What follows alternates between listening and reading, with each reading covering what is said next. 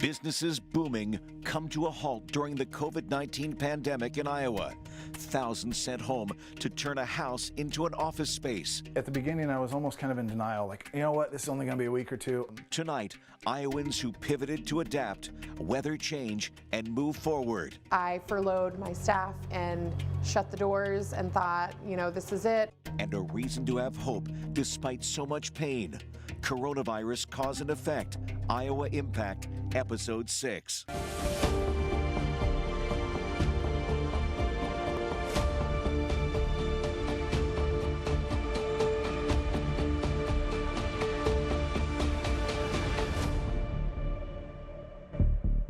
You're watching Local 5 News.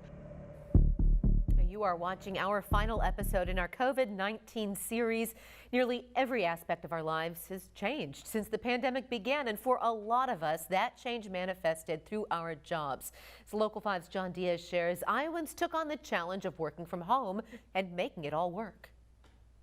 The concept of working from home has impacted nearly every sector here in Iowa. The news business wasn't immune. Instead of recording something in the studio, we found ourselves on a balcony at home.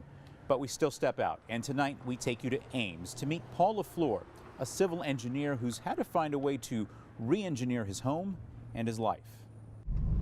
The boundaries between work and home have definitely blurred. LaFleur's drive to work used to be short, but important. Okay, all right, I'd shift from my home mental to-do list to my work mental to-do list. But heading to work now means heading downstairs. At the beginning, I was almost kind of in denial, like, you know what, this is only going to be a week or two. Not quite. It's been a year now. And over that time, LaFleur has adapted what was once an underutilized basement. So that was my first upgrade, was I need dual monitors again. From there, fixing the Wi-Fi. The Wi-Fi signal was too weak, so it didn't work. So I was able to take a third wire off. Other adjustments, well, some worked and some didn't. Mat to help protect my floor. Wasn't able to bring in my standing desk.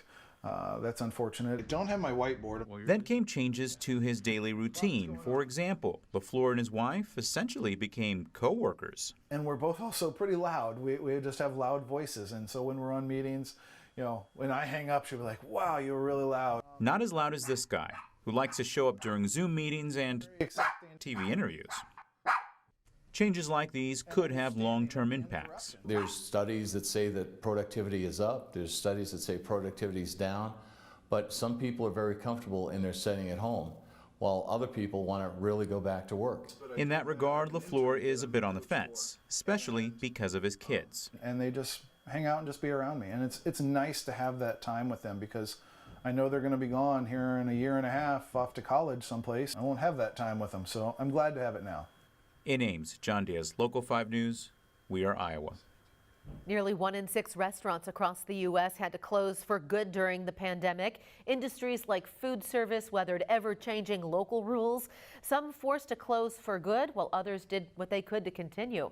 Local 5's Lakin McGee shares how 2 Iowa business owners were forced to overcome and what they both credit for their survival. Ingersoll Avenue in Des Moines, home to many local business owners, and now, a year later, home to every door with a mask required sign. Hi, just doing an interview. How are you? Maya is the owner of Wildflower, an event planning service. As a business owner, I thought this is it. It felt very doomsday.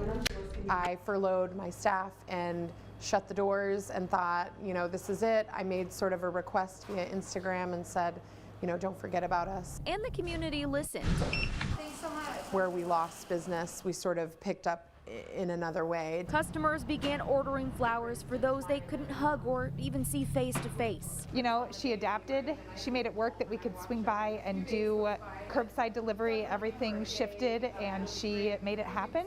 And it is more important than ever to shop local. For us, we could still do business with the doors shut. You feel for restaurants and bars and other businesses where people congregate. What can I get you started with today? At the station, takeout and delivery is over half of their sales. Everybody's struggling right now, not just the people that are working office jobs, it's the restaurants. And TJ, the co-owner of the station, says he wants customers to be safe in this new normal. So all these tables are 6 feet apart, as you can see, and that's the way it's going to be until we're comfortable bringing the other tables back. For many restaurants, additional actions from the federal government will be critical to their business surviving. TJ says he's applied for every grant he can to help keep his business up and running. We've lost revenue.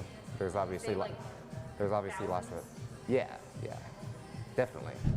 And the same goes for Maya. Oh, tens of thousands. Oh, absolutely. Both business owners credit the Des Moines community in helping them continue to have a business and a source of income this past year. But the community's been a huge aspect in why we've been able to stay afloat. Des Moines loves small businesses. As vaccines continue to roll out for communities, it's a sign that businesses will one day greet customers maskless. I feel like we're seeing the light at the end of the tunnel. And when we feel comfortable going back to normal, we will. And hopefully we can get to that point sometime soon. Reporting on Ingersoll, Lake and McGee, Local 5 News, Weir, Iowa.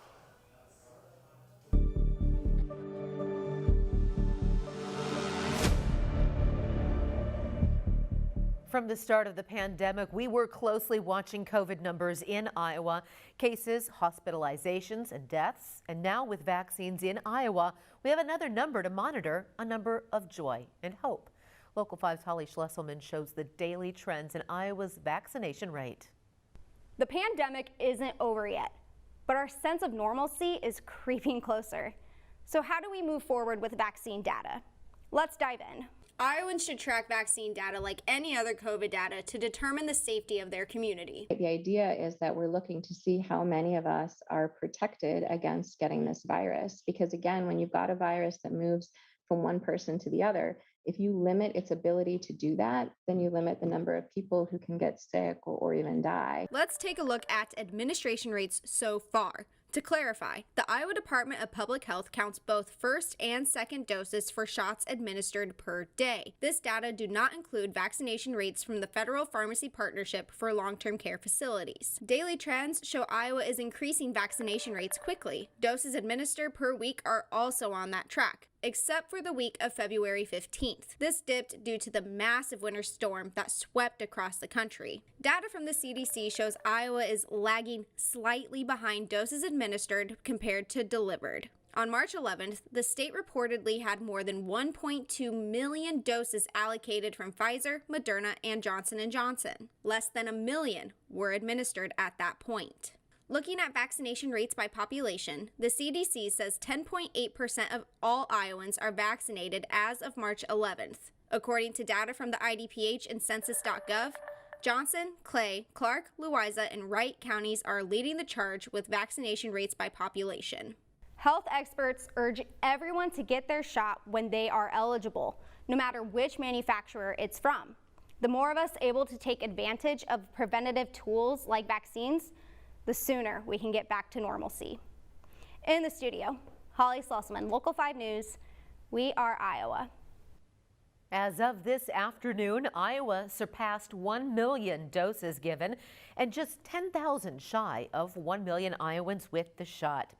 Well, even before the vaccine, there were daily causes for joy. You just had to look a little harder to see them. Local 5's Jackie Schmelin and chief photojournalist Don Schmidt had a mission to find your good news despite a global pandemic. At the beginning of the pandemic, we knew it was important to tell the positive stories that were happening in our community. So I went out and about to various locations and asked you to tell me your good news. So today is my baby girl's 1-year birthday. There is no more cancer behind my ears. I'm a first-time grandma. I hear you have some good news today. My mom's birthday. Yay! We're able to be with our families and the ones we love. We got married like August of last year. So. I really just have loved spending time with my kids, and really sometimes just the simple things like just holding their hand or seeing them smile. Now that we are a year into the pandemic here in the state of Iowa, the good news is what's happening with the vaccination. And here is what you're telling us. Just relax your arm for me, okay? We've had a number of community members that have just been so overjoyed that has brought tears to their eyes, and it brings tears to my eyes as well to be able to fill this need right now with our awesome team of pharmacists and student pharmacists here at Drake.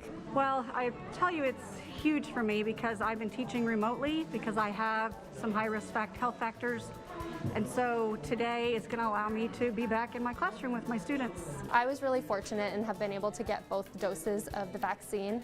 I work at a hospital here in the Des Moines area, and I have 4 living grandparents, and so being able to hopefully get back to seeing them sooner once things get safer again. It was great to be able to get the second one, and it's just one step closer to being back to normal. When I provide the immunization, that's one thing I always ask people is, what do you plan on doing once you're immunized? What kind of hope does this bring for you? And the answers have been amazing, from people that have been isolated and staying away from friends that are looking forward to just being together with their friends again and having some more community time. It almost kind of chokes a person up because I think we've been waiting for so long and we're trying so hard to be careful, but I think it just really shows us there's an end in sight. I got younger family that die, younger than me that pass away because of this COVID-19, so I feel a little, excited, and I feel really, really good to get my second dose. Hopefully things get a little better. I had one lady literally, just collapse into my arms crying with tears of joy because she was just so thankful to have this vaccine. And, I often think of it as a dose of hope.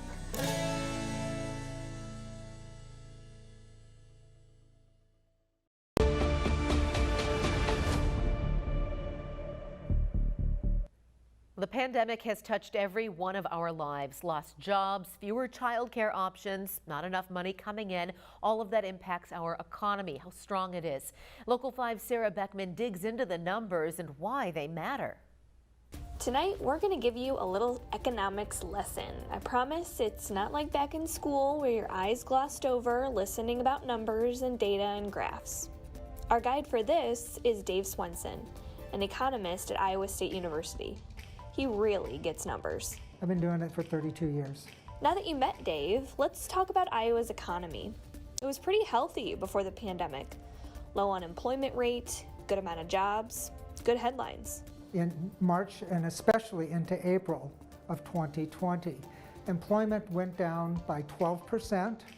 We had an unemployment rate that was as high as we had during the worst of the farm crisis in about 1983. So and the United States economy also collapsed at the same time. Because of the pandemic, people stopped working, businesses stopped doing businesses, transportation stopped, everything stopped for a period of time. You've probably heard the national guys and politicians talk about V-shaped recovery and U-shaped recovery. But what does that actually mean? Dave breaks it down. A typical recession, we'll just pretend like this is years, but a typical recession, we'll go into a recession and then we'll decline a bit and then slowly we'll climb back out over, let's say, 2 or maybe 3 years. So it's more of a U-shaped recovery. This recession is different. The Iowa economy was plugging along here in January and February. In March, it started to turn down. But by April, we had this sharp decline, down to about 1.4 million jobs, up from nearly 1.6 million jobs. So the economy just really went down sharply. Now the V recession, the people who were talking about a V recession were purporting or hoping that our economy would bounce back in relatively short period of time. So hence a V. But our economy didn't do that. Our economy did this, like this, and then it sort of flattened out. Did you process all of that? Big takeaway here is Iowa and the rest of the country are in recovery mode right now. Not near where we were, but slowly getting there. So which Iowans were hurt the hardest in the pandemic? Dining, drinking, entertainment, recreation, wait staff, cooks, housekeepers, those are the people that have borne the brunt of the loss. Nearly half of the lost jobs are in those sectors, and those sectors aren't going to recover rapidly. They'll lag everything else. But there's another takeaway you need to remember out of all of this, and that's the labor force. So our labor force is the number of people who are working plus the number of people who are looking for work. Now that labor force size is important, but the part that we look at over the course of this pandemic is the number of unemployed people has gone down substantially by 138,000 in just the last 7 or so months. But 68% of the reduction in that number of unemployed people is people leaving the labor force and not even looking for work. They've dropped out of the labor force. A shrinking labor force means employers will have a harder time finding workers, and that will impact all of us and the growth of our economy. So let's end on some good news. What will bring us to a sense of normalcy? We, like the rest of the nation, are waiting for those shots. We're waiting for post-pandemic normalcy. We're waiting for an economy that can only be as well as its workforce. And that's what's going on right now. As the workforce gets better, as more and more people receive vaccinations, then the economy has opportunities to both grow and to expand in areas that have been constrained up to this point. Sarah Beckman, Local 5 News, We Are Iowa.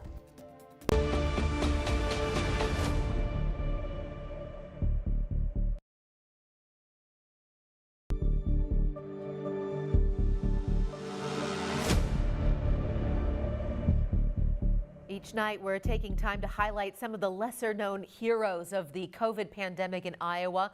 One of those, food bank delivery truck drivers. They have kept so many families and communities fed during these tough times. Local 5's Sarah Beckman follows one of those drivers tonight. I'm Lowell Larson. I'm the one of the 6 drivers here. I drive the semi most of the time. I've been here since November of 2019, so about 16 months. Usually get here earlier in the morning, 7 to 7:30, we check in. If I have a route, I come in and start getting the truck ready, load my truck, and then head out. It's designated the day before to where we go. It's all scheduled out on times, number of pallets. A lot of pantries in smaller towns and in northwest Iowa, north central Iowa. Biggest thing I saw change is our orders picked up and we were out all the time. The trucks were really full. April 30th, that's when we had the big mobile outside here in our parking lot, and it was just huge. It was overwhelming, the number of people that were in need. I guess I've driven for so many years, but this is the first time I really felt like I was doing something for people, because I didn't realize the need out there with not being involved in something like this. I've been involved with mission groups in our church and just did small projects that way, but had no idea what the state of Iowa was in need of. I've done a lot of different things. I farmed for 30 years and just change of there. I drove motor coaches for 5 and then came here. This is relaxing to me because I get rewards by seeing people get something that they really need. When the pandemic came to Iowa and we all scattered to our homes, we at Local 5 started a segment called Happy Moments, fueled by you, the viewer, sharing things that lifted your spirits. This week, we revisited some of the more memorable moments and asked you to continue to share. So here are your happy moments. If we've learned anything over the last year, it's that the small things are really the big things. Tiny details of everyday life can really make a big impact. Quarantine afforded many of us the luxury to slow down and really look at the world around us. Sometimes happy moments come in time with nature, which is always awe-inspiring. Sometimes they come from the companionship of our dear pets. In every season there is beauty, and the promise of new life brings hope. It's been a challenging year, and we may not know what's ahead, but we can lighten the burden on our hearts and minds by seeking out and sharing life's little happy moments. Thank you for tuning in to our special COVID-19 reflection series this week. It was an honor to share the stories of Iowans' challenges and progress. You can catch them all on our YouTube channel and weareiowa.com.